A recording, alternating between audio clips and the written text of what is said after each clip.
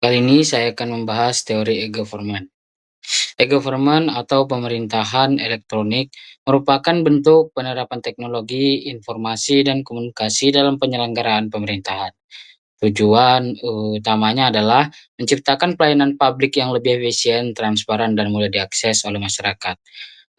Konsep ini mulai berkembang pesat pada akhir tahun 1990-an ketika internet dan teknologi digital mulai mengubah sistem administrasi di berbagai negara.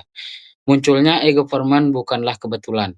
Pemerintah di berbagai belahan dunia menyadari bahwa digitalisasi merupakan solusi terhadap berbagai persoalan klasik birokrasi seperti proses pelayanan yang lambat, biaya operasional yang sangat tinggi, serta praktik korupsi yang sulit diberantas. Melalui penerapan teknologi digital, pemerintah diharapkan mampu menghadirkan layanan yang cepat, efektif, serta berorientasi pada kebutuhan masyarakat. Menurut Bank Dunia, e-government adalah pemanfaatan teknologi informasi oleh pemerintah untuk memperbaiki hubungan dengan tiga pihak utama, yaitu masyarakat, dunia usaha, dan lembaga pemerintah itu sendiri. Tujuan utamanya adalah meningkatkan efisiensi dan efektivitas pelayanan publik, memperkuat interaksi dengan pelaku bisnis, serta memperdayakan warga negara melalui keterbukaan informasi. OECD menekankan bahwa government berperan penting dalam mempermudah akses terhadap layanan pemerintah melalui jaringan internet, sehingga memberikan manfaat langsung bagi warga negara, dunia usaha, dan pegawai pemerintah. Dalam praktiknya, e-government memiliki empat pilar utama interaksi. Pertama, government to citizen yang berkaitan dengan hubungan pemerintah dengan masyarakat. Contohnya adalah layanan administrasi kependudukan, pembayaran pajak secara daring, serta portal pengaduan masyarakat yang memfasilitasi partisipasi publik, pengambilan keputusan.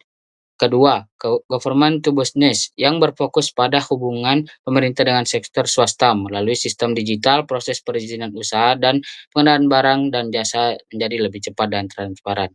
Ketiga, government to government yang mengatur hubungan antar instansi pemerintahan baik di tingkat pusat maupun daerah. Integrasi sistem antar lembaga ini meningkatkan koordinasi dan efisiensi dalam pelaksanaan kebijakan publik. Keempat, government to employee yang berkaitan dengan manajemen sumber daya manusia aparatur negara, proses administrasi pegawai sistem penggajian, serta evaluasi kinerja kini dapat dilakukan secara digital untuk meningkatkan profesionalitas birokrasi. Perkembangan e-government tidak dapat terjadi secara instan. Lainnya dan Lee mengembangkan model 4 tahap untuk menggambarkan proses implementasinya. Pertama adalah katalog, di mana pemerintah menyediakan informasi dasar melalui situs web statis. Kedua adalah transaction yang memungkinkan interaksi dua arah antara pemerintah dan masyarakat, seperti pengisian formulir atau pembayaran daring.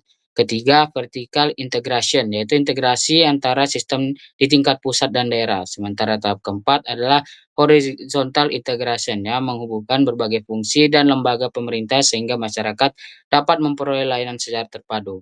Penerapan e-government memberikan berbagai manfaat nyata. Dari sisi efisiensi, digitalisasi memungkinkan penghematan waktu dan biaya secara signifikan. Proses yang sebelumnya memerlukan berkas fisik dan tatap muka kini dilakukan secara daring, sehingga pelayanan publik menjadi cepat dan hemat sumber daya. Dari sisi transparansi, sistem digital membuka akses informasi publik secara luas dan mencatat setiap transaksi secara otomatis, sehingga potensi penyimpangan dapat diminimalisir. Selain itu, government juga meningkatkan akuntabilitas karena masyarakat dapat memantau dan menilai kinerja pemerintah secara langsung. Meskipun demikian, penerapan e-government menghadapi berbagai tantangan. Salah satu hambatan utama adalah kesenjangan digital. Tidak semua dari masyarakat memiliki akses internet yang memadai atau kemampuan dalam menggunakan teknologi digital. Hal ini dapat menyebabkan ketimpangan dalam pemanfaatan layanan publik berbasis elektronik. Selain itu, infrastruktur teknologi yang belum merata, khususnya di daerah terpencil, menjadi kendala yang besar. Masalah yang sering muncul adalah resistensi dari aparatur pemerintah yang masih belum terbiasa dengan sistem manual. Keterbatasan kompetensi sumber daya manusia dalam bidang teknologi informasi juga menjadi faktor penghambat. Dari sisi teknis, integrasi sistem antar instansi yang menggunakan platform berbeda seringkali menimbulkan kesulitan. Isu keamanan data dan privasi pengguna juga semakin penting diperhatikan di era digital saat ini. Namun, di tengah berbagai kendala tersebut, Indonesia menunjukkan kemajuan yang cukup signifikan.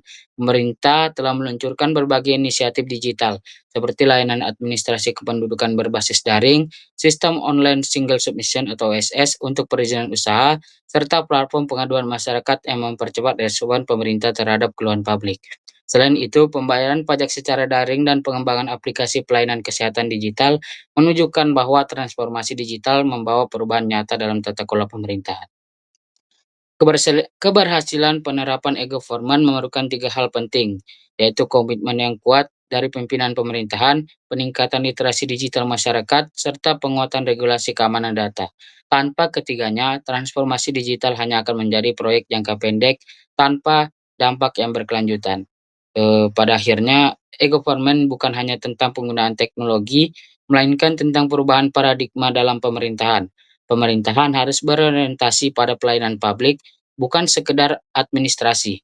Dengan tata kelola pemerintahan modern, efisien, dan transparan, e-government diharapkan dapat mewujudkan pemerintahan yang lebih akuntabel, inklusif, dan berkeadilan bagi seluruh warga negara.